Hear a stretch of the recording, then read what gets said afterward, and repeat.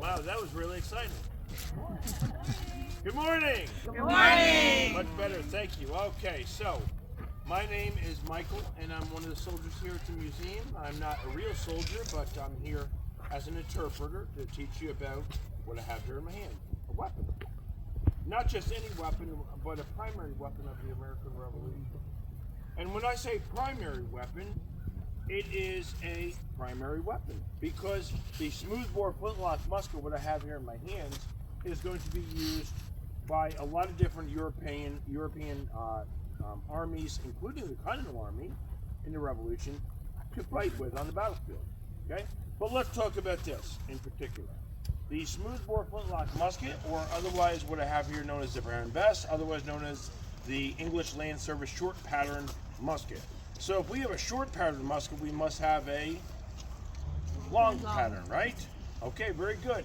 Long pattern is for the naval support for ships. Short pattern is for infantry, what we all represent out here. Unless there's ships out here in the York River, I don't know about. All right, so there's that. Smoothbore flintlock musket. Effective range of this musket is about 100 yards. Wow. 100 yards. What sport do we play today? Just had a Super Bowl in, I believe, January or February. That's 100 yards. Yes? Football. Football. Very good, football. At that distance, a football length field, I could theoretically hit and probably will hit a British soldier. Question, will it be the intended British soldier? No. Probably not. But you never know. But if we group our soldiers together, we're going to hit a lot of them.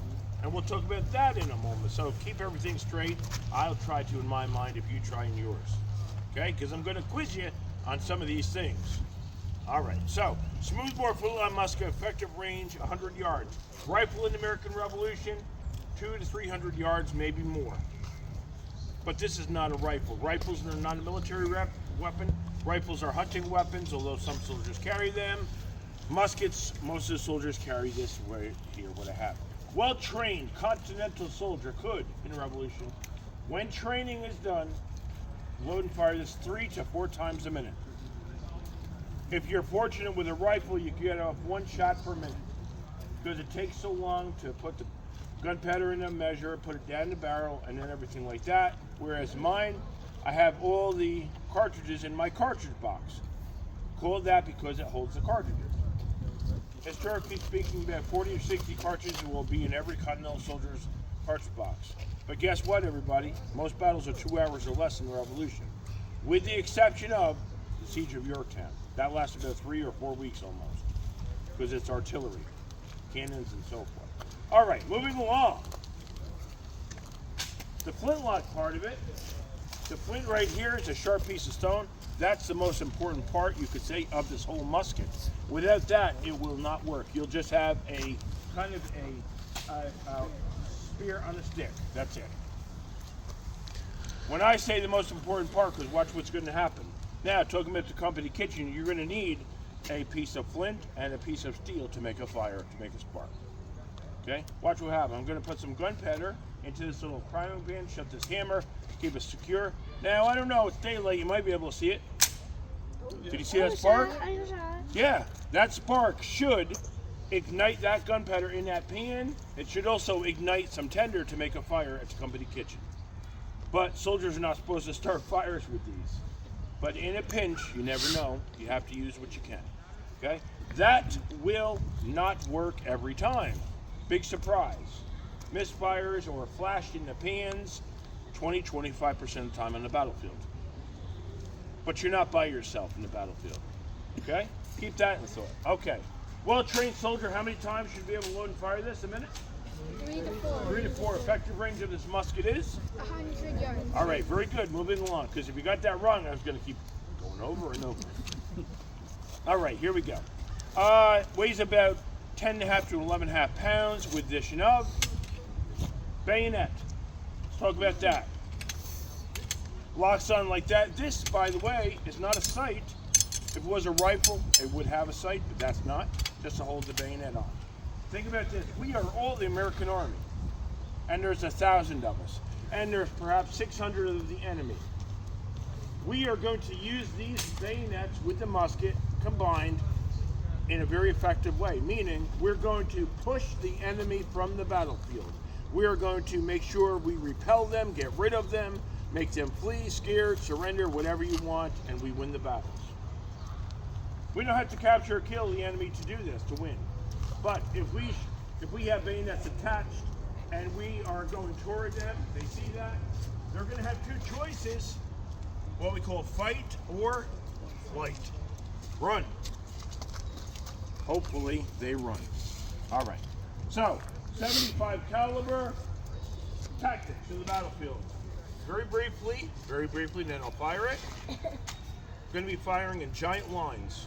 One giant line of soldiers, a front rank and a back rank. The British perhaps three. See our tents, Company H, a front rank and a back rank. That's how we camp, that's how we fight.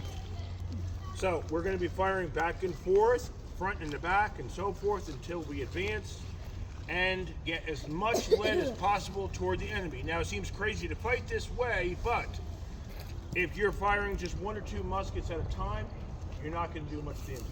But if you get together, say a company or 60 or two companies or three companies, and you fire all together, you're going to do more damage. That's why the weapon is why there's low casualties of the Revolutionary War, because of this. All right, here we go. Let's fire. What is the effective range of this musket? Very good. Let's go. All right. So, if y'all can stay there. If not, you can move that way a little bit. Training procedures. Every soldier would be taught how to use this effectively. I'm not going to just give you a musket, push you out on the battlefield. Hopefully not. You're going to have some training. I'm not going to go every 3 or 4 times a minute. I'll describe each step as I go along, and then I'll let you know what to cover yours. How's that deal? Yes. All right, very good. Hopefully that squirrel will move. All right, we're not firing any projectiles. All right.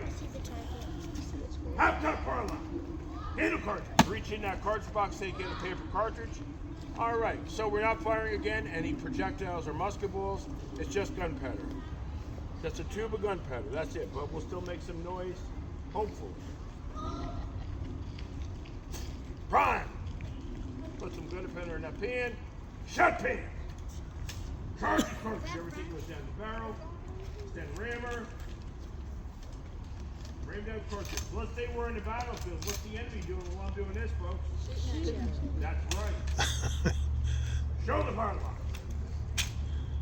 Here we go. 3 more steps. Make ready to take in fire. When I say take aim, cover your ears. All right. Make ready. Take aim. Fire. Not too bad. And that's how you fire in 1810.